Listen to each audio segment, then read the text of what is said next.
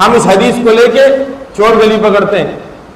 بیوی کو کچھ ضرب اور پٹائی لگانے کی وجوہات میں سے ایک وجہ یہ بھی لکھی ہے کہ اگر وہ گندی اور جو ہے وہ سڑیل حالت کے اندر رہتی ہے تو اس کی پٹائی کی جا سکتی ہے.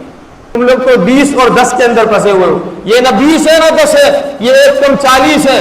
لا الہ الا اللہ وحدہ لا شریک لہ ونشہد ان سیدنا ومولانا وحبیبنا وسندنا محمدا عبده ورسوله صلی اللہ تعالی علیہ وعلا آلہ واصحابہ اجمعین.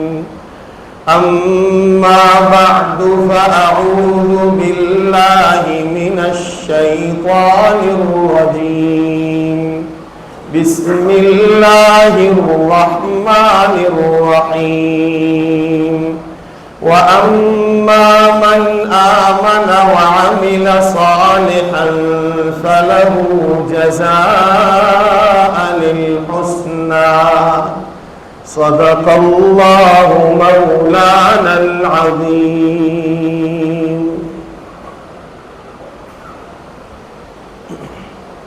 میرے محترم بزرگوں اور دوستوں,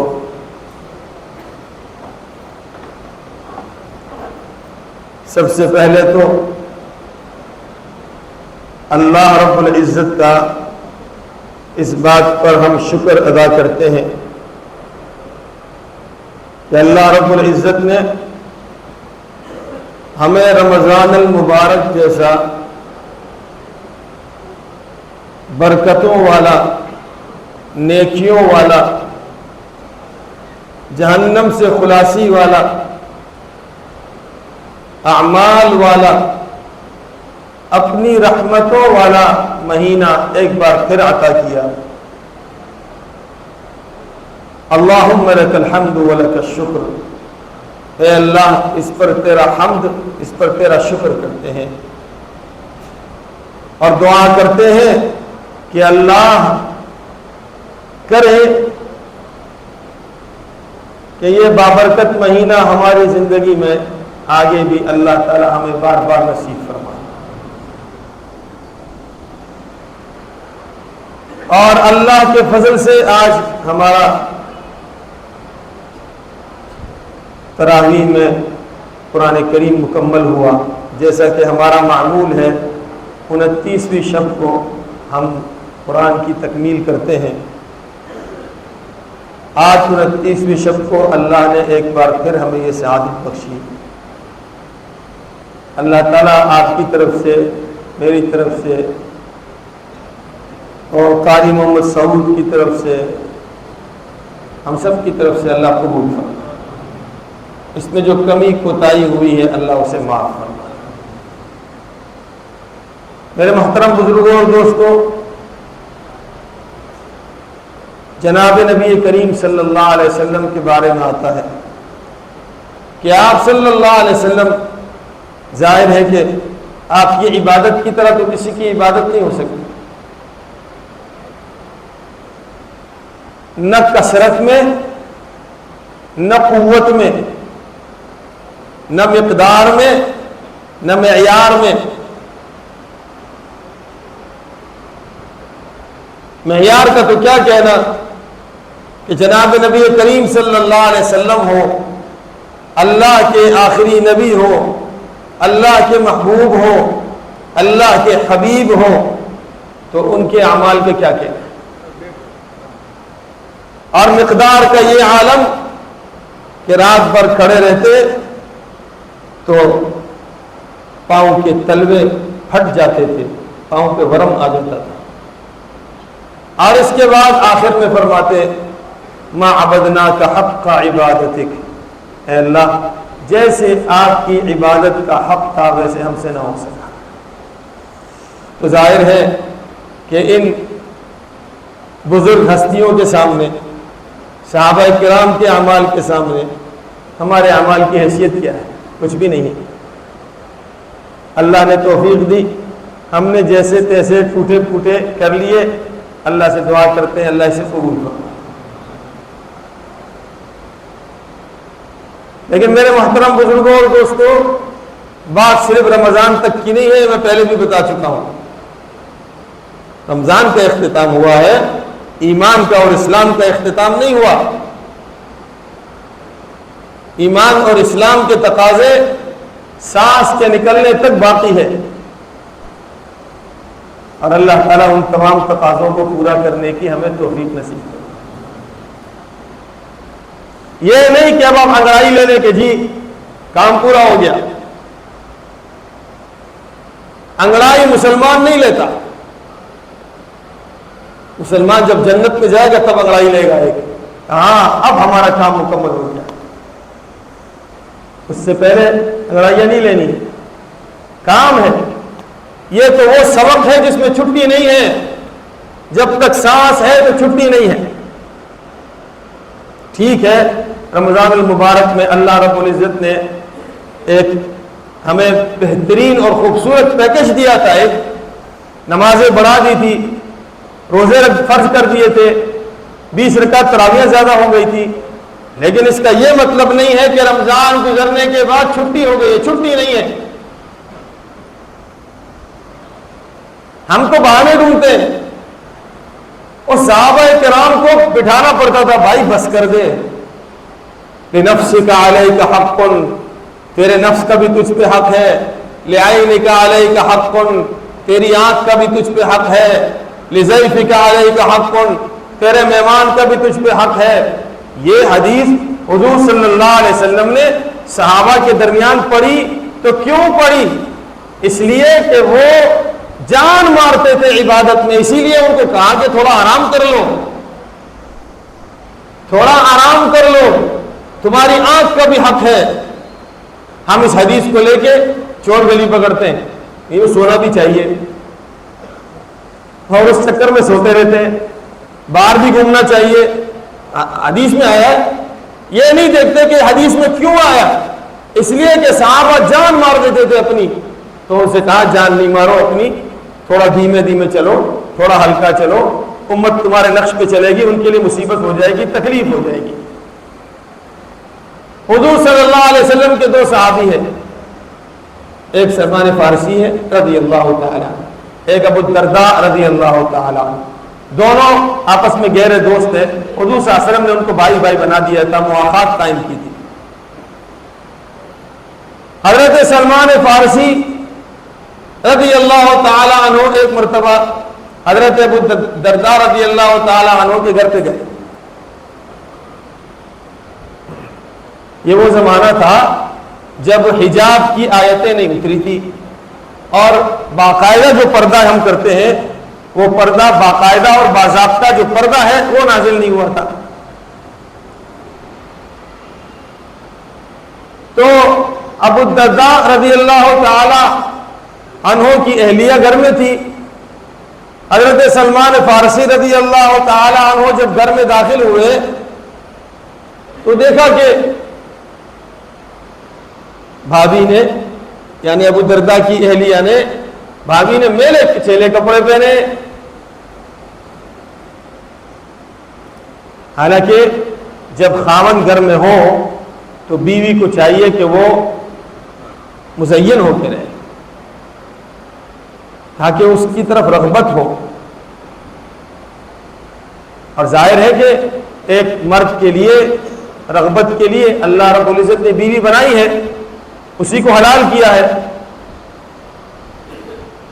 یہ اس کے لیے اللہ رب العزت نے خواہش کے پورے کرنے کی جگہ بھی بنائی ہے، اس کی راحت بھی وہی ہے، اس کی فرحت بھی وہی ہے۔ جناب نبی کریم صلی اللہ علیہ وسلم جب سفر سے واپس آتے تو ڈائریکٹ گھر میں نہیں جاتے تھے، پہلے مسجد میں آتے تھے۔ اس کی چند وجوہات لکھی ہے، ایک وجہ تو یہ ہے کہ سب سے پہلے تو آپ سفر سے واپس آئے ہیں تو اللہ کا شکر ادا کریں کہ آپ خیریت سے واپس آ گئے، تو اپنے گھر میں جانے کے بجائے پہلے اللہ کے گھر میں آئے، تبرکن، اللہ کے گھر کی برکت بھی لے لیں، اللہ سے دعا بھی کر لیں، اور آپ تھوڑی دیر اللہ کے گھر میں رہ کر کچھ عبادتیں کر لیں تاکہ آپ کی بیوی گھر کے اندر بن سنور جائے، اس کو موقع مل جائے۔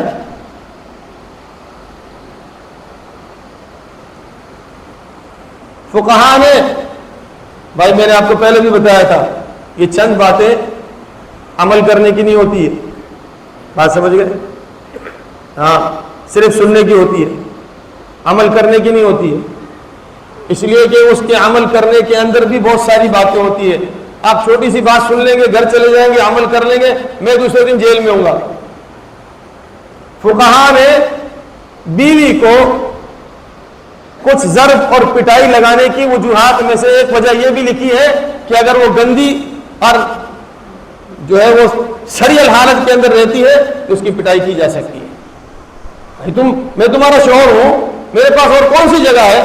تم اتنی بدبودار رہو گی، تم گندی رہو گی، تو پھر مجبوراً پھر ہم کہیں اور منہ ماریں گے، اللہ نہ کرے۔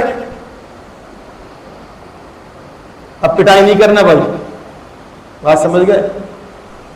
ایسے نہیں آپ نے کہا، مدینہ مسجد کے امام صاحب نے کہا، 10 دن پہلے بھی میں نے ایک بات کہی تھی، کوئی میرے خلاف کوئی پرچہ نہیں کٹ جائے کہ جی اس کال کو مولوی صاحب نے ہمارے پیچھے پڑ گئے تھے۔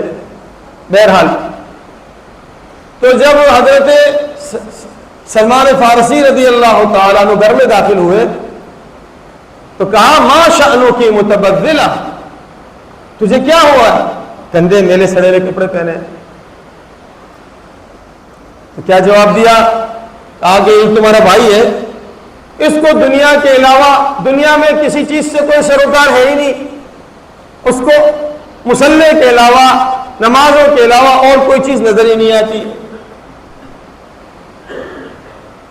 اس نے اشارے کنائی میں بتا دیا کہ اس کو رغبت نہیں ہے، ہمارے قریب آنے کی بھی رغبت نہیں ہے، ہمارے پاس بیٹھنے کی بھی رغبت نہیں ہے۔ تو بیچارے آتے تھے، اب وہ آخرت کی اتنی فکر سوار ہوتی تھی، جیسے ہی گھر میں آئے کھانا کھایا پھر مصلی پہ کھڑے ہوئے۔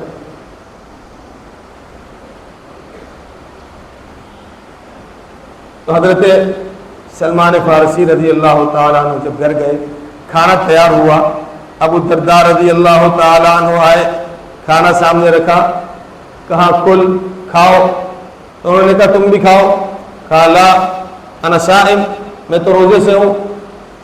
انہوں نے کہا لا آکل حتی تأکل، میں بھی نہیں کھاؤں گا، تو نہیں کھائے گا تو میں بھی نہیں کھاؤں گا۔ اب وہ ان کی اصلاح کرنا چاہتے ہیں کہ بھائی اتنا بھی انہماک کہ جس سے باقی ساری چیزیں معطل ہو جائے، یہ بھی ٹھیک نہیں ہے۔ کہا کھاؤ ورنہ میں یہ بھی نہیں کھاؤں گا۔ ابو الدرداء نے کھایا، اور نفلی روزہ ہو تو توڑ سکتے ہیں، بلکہ مہمان اگر گھر میں آ جائے تو نفلی روزے کو توڑ لینا اچھا ہے، بعد میں پھر رکھ لے۔ جب رات ہوئی یہ مصلی پہ کھڑے ہو گئے، سلمان فارسی نے کہا سو جاؤ، سو گئے۔ جو صبح کے قریب وقت ہوا، سحری کا وقت ہوا، کہا آپ اٹھو نمازیں پڑھو، پھر فجر پڑھی، اور صبح کو دونوں حضور صلی اللہ علیہ وسلم کے پاس گئے تو حضرت سلمان فارسی رضی اللہ تعالیٰ عنہ ساری وجوہات سنائی ان کو کہ یہ تو گھر کے اندر ان کا یہ حال ہے، اور پھر میں نے ان کے ساتھ یہ کیا۔ اور سلمان فارسی نے یہ بھی کہا کہ میں نے اس سے کہا لنفسک علیک حق، تیرے نفس کا بھی تجھ پہ حق ہے، لربک علیک حق، تیرے رب کا بھی تجھ پہ حق ہے، لضیفک علیک حق، تیرے مہمان کا بھی تجھ پہ حق ہے، اور لأہلک علیک حق، تیری بیوی کا بھی تجھ پر حق ہے۔ آپ صلی اللہ علیہ وسلم نے فرمایا سلمان نے ٹھیک کہا ہے۔ صحابہ کرام کو مصلی سے لانا پڑتا تھا، صحابہ کرام کے روزے توڑوانے پڑتے تھے، صحابہ کرام کے مصلی لپیٹنے پڑتے تھے، اتنا شوق تھا ان کو۔ آپ صلی اللہ علیہ وسلم ان کو روکتے تھے، بھائی تھوڑا دھیمے چلو، لیکن ان کا جذبہ تھا۔ ہم یہ نہیں دیکھتے، ہم اپنی مطلب کی چیز نکال لیتے ہیں کہ جی پکنک پہ بھی جانا چاہیے، پارٹی پہ بھی جانا چاہیے، بیوی کو بھی گھمانا چاہیے۔ ابھی یہ بھی تو دیکھو کہ یہ کس موقع پر کہا گیا تھا، اور صحابہ کے جذبات کیا ہوتے تھے۔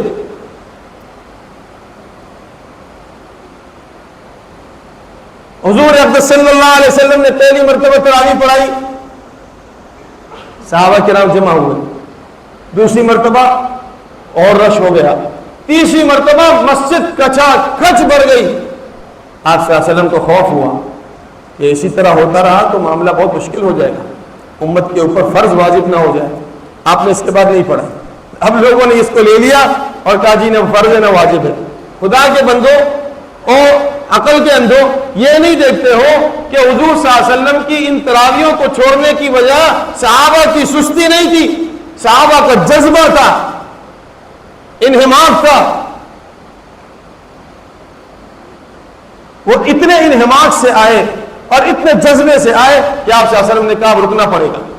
اب صحابہ کے جذبے کو نہیں دیکھتے، اب یہ تو دیکھتے ہیں کہ حضور صلی اللہ علیہ وسلم نے 3 دن پڑھائی پھر نہیں پڑھائی، لیکن نہ پڑھانے کی وجہ نہیں دیکھتے، وجہ ان کا جذبہ تھا۔ یہ نہیں کہ مسجد خالی ہے کوئی ہے نہیں تو چلو ٹھیک ہے 3 دن پڑھا لیا، پڑھانے کی ضرورت نہیں ہے، نفل ہے۔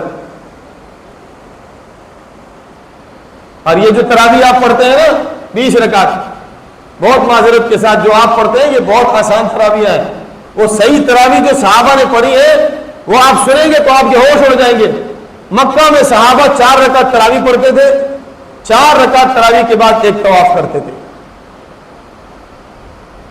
پھر 4 رکعت تراویح پڑھتے تھے، کتنی ہو گئی 8 رکعت، پھر ایک طواف کرتے تھے، پھر 4 رکعت تراویح پڑھتے تھے، کتنی ہو گئی، پھر ایک طواف کرتے تھے، پھر 4 پڑھتے تھے، کتنی ہو گئی، پھر ایک طواف کرتے تھے، پھر 4 پڑھتے تھے، کتنی ہو گئی، پھر ایک طواف کرتے تھے، اس کے بعد جب وتر پڑھتے تھے۔ اور مدینہ میں 4 رکعت تراویح پڑھتے تھے، اس کے بعد 4 رکعت نفل پڑھتے تھے، پھر 4 رکعت تراویح پڑھتے تھے، پھر 4 رکعت نفل پڑھتے تھے، اور 4 رکعت تراویح پڑھتے تھے اور 4 رکعت نفل پڑھتے تھے۔ کتنی رکعتیں ہو جاتی تھی؟ 36 رکعتیں، اور 3 رکعتیں وتر کی، ایک کم 40 رکعت پڑھتے تھے۔ تم لوگ تو 20 اور 10 کے اندر پھنسے ہوئے ہو، یہ نہ 20 ہے نہ 10 ہے، یہ ایک کم 40 ہے۔ جو صحابہ نے پڑھی ہے وہ ایک کم 40 ہے۔ صحابہ تو اس طرح پڑھتے تھے، نفلوں کے ساتھ ساتھ پڑھتے تھے، اور صرف یہی نہیں، اس کے حسن کی اور اس کی خوبی کا یہ عالم ہوتا تھا کہ جب تراویح ختم ہوتی تھی اور تو وہ ان کے نوکر چاکر کھانے ہاتھ میں لے کے کھڑے ہو جاتے تھے کہ جلدی سے سحری کر لیں صبح ہونے والی ہے۔ کہتے 8 رکعتیں 10 رکعتیں 20 نہیں ہے۔ یہ وہ چیزیں ہیں جس میں صحابہ نے شوق دکھایا ہے، صحابہ نے رغبت دکھائی ہے۔ اور ہمارے یہاں تو ایک قرآن ختم ہوتا ہے، ہمارے اسلاف نے رمضان مبارک میں رات کی تہجدوں میں الگ قرآن ختم کیے ہیں، تراویح میں الگ قرآن ختم کیے ہیں، پھر دن رات کے اندر روزانہ الگ قرآن ختم کیے۔ دن رات کا ایک قرآن الگ ہوتا تھا، دن کا الگ ہوتا تھا، رات کا الگ ہوتا تھا، تراویح کا الگ ہوتا تھا۔ ہماری تو یہ عبادتیں اگر ان کے سامنے چلی جائیں گی، ہم سے کوئی باز پرس نہیں ہو جائے، ہم سے پوچھ نہیں ہو جائے، اللہ سے دعا کرو ان کے سامنے ہماری والی نہیں چلی جائے۔ بس اللہ بخش دے ہمیں، اللہ معاف کر دے ہمیں۔ میرے محترم بزرگوں اور دوستوں، رمضان المبارک کے بعد بھی یہ جذبہ برقرار رہنا چاہیے، اور یہ نہیں کہ آپ نے سمجھا کہ بھائی یہ جیسے اسکول کی چھٹی ہو جاتی ہے، بیل بج گئی سارے نکل گئے، نہیں، ایسا نہیں۔ یہ آپ کو اتنے سارے سجدے لگوائے اسی لیے تھے تاکہ رمضان کے بعد بھی سجدوں سے عادت رہے، سجدوں سے محبت رہے۔ یہ بار بار مسجد میں بلانا، پھر اعتکاف کرانا، اس کا مقصد یہی تھا۔ یہ ایک ٹریننگ تھی، ہر سال آپ کی ٹریننگ کی جاتی ہے کہ بازار میں لگ کے دل وہاں اتنا لگ جاتا ہے، پھر اللہ 1 مہینہ لے آتا ہے تاکہ مسجد کے ساتھ تعلق رہے۔ تو پھر رمضان کے گزرنے کے بعد ہم بار بار مسجد آئے، نماز بھاری ہمیں نہ لگے، نماز بھی بھاری نہ لگے، اللہ کے لیے قربانی بھاری نہ لگے، اللہ کے لیے بھوک اور پیاس برداشت کرنا بھاری نہ لگے، اللہ کی راہ میں خرچ کرنا، خیرات کرنا، صدقہ کرنا بھاری نہ لگے، تہجد میں اٹھنا آسان ہو جائے۔ یہ ایک مکمل پیکج تھا جو اللہ نے ہمیں دیا تھا۔ تو میرے محترم بزرگوں اور دوستوں، گزارش صرف اتنی ہے کہ یہ نہیں کہ آپ سمجھے کہ چھٹی ہو گئی ہے، چھٹی نہیں ہوئی ہے۔ آپ کے اندر رمضان کے جانے کے بعد اس کا کچھ نہ کچھ اثر باقی رہنا چاہیے، کچھ نہ کچھ اثر تو ہونا چاہیے۔ اگر آپ نماز میں کوتاہی کرتے تھے، آج کے بعد نہیں کریں گے، یہ عزم کر لیں۔ رمضان نماز میں کوتاہی نہیں کریں گے، اللہ نے اس پورے مہینے میں مجھ سے اتنی نمازیں پڑھائی، اتنی نمازیں پڑھائی، بار بار سجدے، کوئی وجہ ہوگی، ایسے ہی تو نہیں، کیا ضرورت تھی؟ یہ اس لیے کہ رمضان کے بعد کم سے کم یہ جو 5 نمازیں ہیں یہ پڑھنے تو آسان ہو جائے نا. یہ بار بار اتنی پریکٹس کیوں کرائی گئی؟ آپ کی کمر کو بار بار جھکایا اٹھایا تاکہ وہ 4 رکعتیں، وہ جو 2 رکعتیں، وہ جو 3 رکعتیں ہیں وہ پڑھنی آسان ہو جائے. اللہ تعالی ہم سب کو عمل کی توفیق نصیب فرمائے. اللہ رب العزت رمضان مبارک کے بعد بھی اللہ تعالیٰ اس جذبے کو ہمارے برقرار رکھے، اور اللہ رب العزت ہماری سانسوں کے نکلنے تک اور آخری سانس تک اللہ رب العزت ہمیں اپنے احکامات پر اور پیارے پیغمبر صلی اللہ علیہ وسلم کے طریقوں پر چلنے کی توفیق نصیب فرما دے اور اسی پر ہمارا خاتمہ ہو جائے.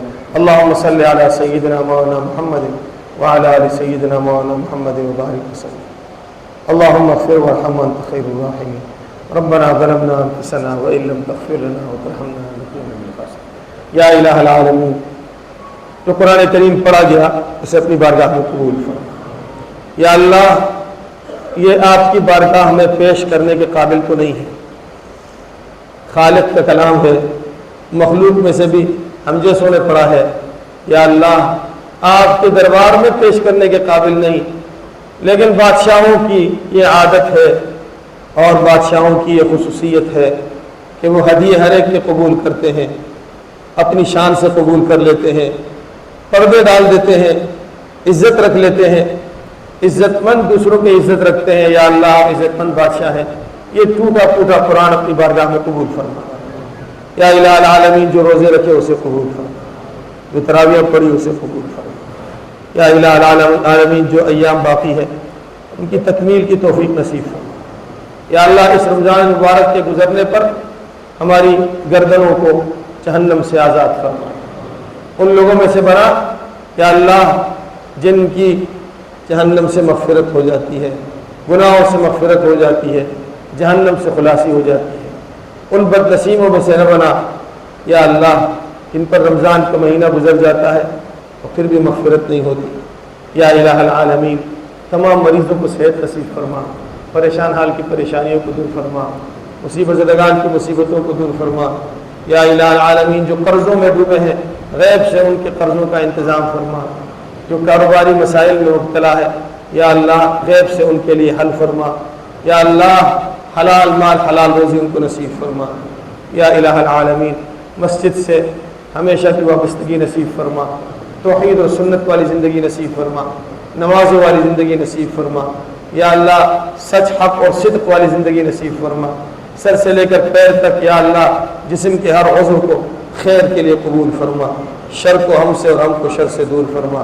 یا الہ العالمین، شیطان کے مکر و فریب سے ہماری حفاظت فرما، ظالم کے ظلم سے، حاسد کے حسد سے، بغیض کے بغض سے، شریر کے شر سے، فتین کے فتنے سے، ساحر کے سحر سے. یا اللہ، تیری تمام مخلوق کے تمام شروں سے یا اللہ ہماری حفاظت فرما.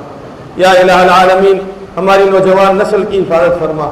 الحاد و کفر کے فتنے یا اللہ، بے حیائی و بد اخلاقی کے فتنے، اور یا الہ العالمین بے شرمی کے فتنے یا الہ العالمین چاروں طرف چھائے ہوئے ہیں.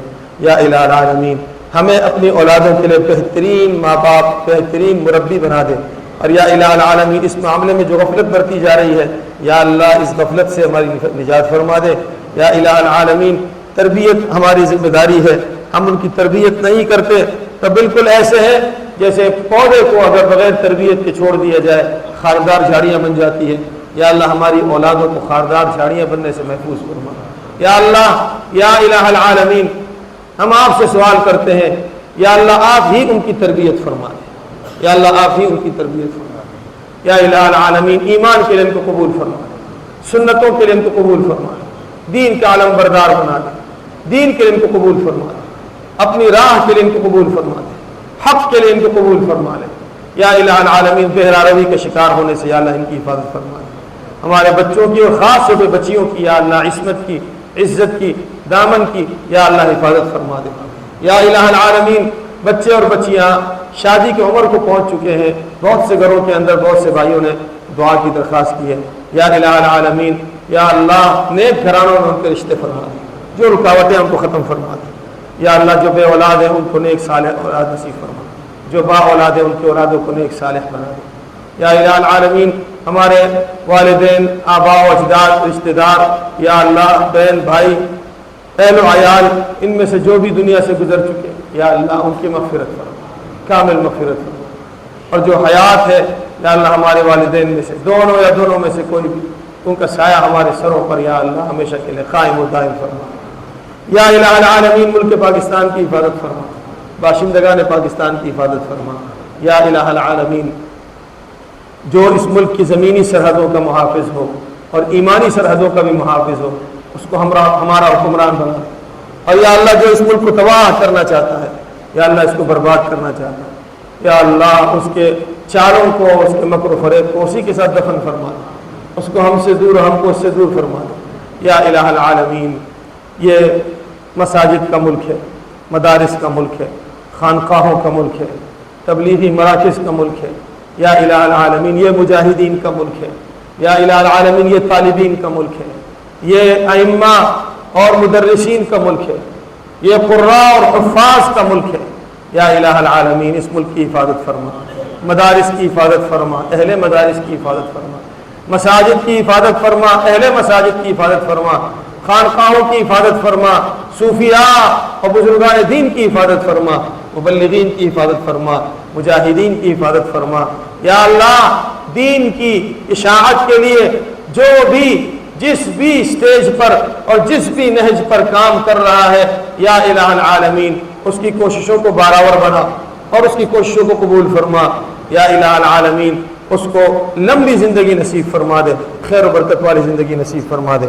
یا الہ العالمین پیارے پیغمبر صلی اللہ علیہ وسلم نے آپ سے جو جو دعائیں طلب کی ہے، یا اللہ وہ تمام دعائیں ہمارے حق میں قبول فرما۔ یا الہ العالمین پیغمبر صلی اللہ علیہ وسلم کی ایک بہت بڑی امت ظلم کی چکی میں پس رہی ہے، یا الہ العالمین ان کی حمایت فرما، ان کی نصرت فرما، ان کی مدد فرما۔ خاص طور پہ غزہ اور فلسطین کے مسلمانوں کے لیے خاص طور پہ دعا کرے اور ہر وقت دعا کرے، یا الہ العالمین ان کی حمایت فرما، ان کی نصرت فرما، ان کی مدد فرما۔ یا الہ العالمین ان کو قوت نصیب فرما دے۔ یا اللہ ایک آدمی نے اپنے ایک کندھے کے اوپر کئی لاشیں اپنے گھر سے نکالی ہیں، یا اللہ اس امتحان کو اب ختم فرما دے، اس آزمائش کو اب ختم فرما دے۔ یا اللہ ان کو راحت کی گھڑیاں نصیب فرما دے، یا اللہ ان کو سکون نصیب فرما دے۔ یا الہ العالمین خون میں لت پت یہ زندگی یا اللہ بہت ہو گیا، یا اللہ اب صبر کا پیمانہ ان کا لبریز ہو گیا ہے۔ یا الہ العالمین اس امتحان کو ختم فرما۔ یقیناً یا اللہ ہمارا ایمان ہے، آپ مسلمان سے ناراض تو نہیں ہوتے، مسلمان پر آزمائش آتی ہے، مسلمان پر امتحان آتے ہیں۔ یا الہ العالمین یہ ہم سب پر امتحان ہے، یا اللہ اس امتحان کو ختم فرما دے، ان کو راحت کی گھڑیاں نصیب فرما دے اور دشمنوں کو نیست و نابود فرما دے۔ حرمین شریفین کی حفاظت فرما اور حرم ثالث بیت المقدس کی بھی حفاظت فرما۔ یا اللہ حرمین شریفین کی بھی زیارت نصیب فرما، بیت المقدس کی بھی زیارت نصیب فرما، حرمین شریفین کی طرف بھی یا اللہ رکاب اور سفر باندھنے کی توفیق نصیب فرما، اور بیت المقدس کی طرف بھی یا اللہ سفر کا عزم نصیب فرما دے۔ یا اللہ حرمین شریفین کی نمازیں بھی نصیب فرما، بیت المقدس کی نمازیں بھی نصیب فرما، حرمین شریفین کا اعتکاف اور رمضان نصیب فرما، بیت المقدس کا رمضان اور اعتکاف بھی ہمیں نصیب فرما دے۔ یا الہ العالمین یہ تینوں حرم ہمارے ہیں، ہماری بدبختی کی وجہ سے اور ہماری بے شرمی کی وجہ سے اور ہماری بزدلی کی وجہ سے یا اللہ یہ حرم ہمارے ہاتھ سے نکلا ہے، اس میں کوئی دو رائے نہیں ہے، یہ صرف ہماری بزدلی ہے۔ جب تک ہم باہمت تھے اور جب تک ہم قوت والے تھے، آپ سے ڈرتے تھے، آپ کے علاوہ کسی سے نہیں ڈرتے تھے، تو بیت المقدس کی چابیاں لوگ ہمارے ہاتھوں میں خود سپرد کر کے جاتے تھے۔ یا اللہ جب سے ہم نے غیروں کے آگے سر جھکائے ہیں، یا اللہ جب سے حرص و حوث نے ہمیں مارا ہے، یا اللہ جب سے دنیا کے پیچھے پڑے ہیں، دنیا نے ہمیں اپنا میٹھا لقمہ بنا لیا ہے، یا اللہ یہ تو ایک حرم ہے، یا اللہ ہم آپ سے سوال کرتے ہیں حرمین شریفین کی حفاظت فرما، کہیں وہ بھی ہماری بے حیائی کی وجہ سے اور یا اللہ ہماری اس غفلت کی وجہ سے اور ہمارے گناہوں کی وجہ سے وہ بھی ہمارے ہاتھوں سے نہ نکل جائے۔ یا اللہ تینوں حرموں کی حفاظت فرما دے، اور یا اللہ غفلت کی پٹی ہمارے آنکھوں پہ پڑی ہے، یا اللہ اسے اتار دے۔ یا اللہ ہمیں غیرت نصیب فرما، وہ غیرت ایمانی جو حضرت عمر کو آپ نے دی، وہ غیرت ایمانی جو حضرت خالد بن ولید کو آپ نے دی تھی، یا اللہ وہ غیرت ایمانی ہم سب کو نصیب فرما دے۔ یا الہ العالمین، یا الہ العالمین ہمارے گناہوں کو معاف فرما۔ تیرے حبیب صلی اللہ علیہ وسلم کا ارشاد ہے جب بندہ اپنے گناہوں کا اعتراف کرتا ہے اور پھر توبہ طائب ہوتا ہے اور شرمندہ ہوتا ہے، اللہ اب اسے معاف کر دیتے ہیں کہ اللہ ہم آپ سے توبہ طائب ہوتے ہیں، شرمندہ ہے اپنے گناہوں پر، یا اللہ ہمیں معاف فرما۔